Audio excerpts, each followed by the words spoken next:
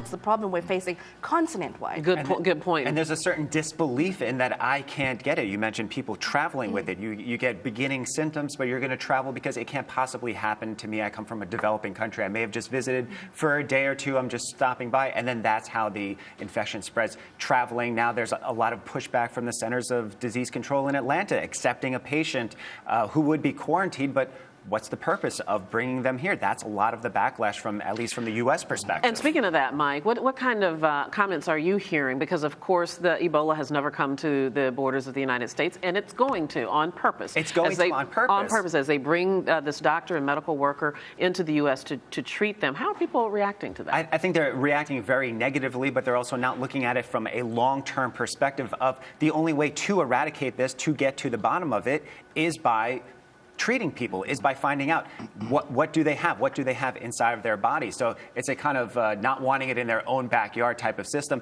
Everyone cries about an outbreak and about the deaths, but then they don't really want it in their backyard when there could become a possibility for treating it or discovering some sort of treatment. Yeah, and the reality is there could be some advancements in understanding it and preventing it, if not curing it, which would be a long time away, to have it here under the tightly controlled situation that they're planning on using. I want to change the subject. We really just have a minute or so yet to go.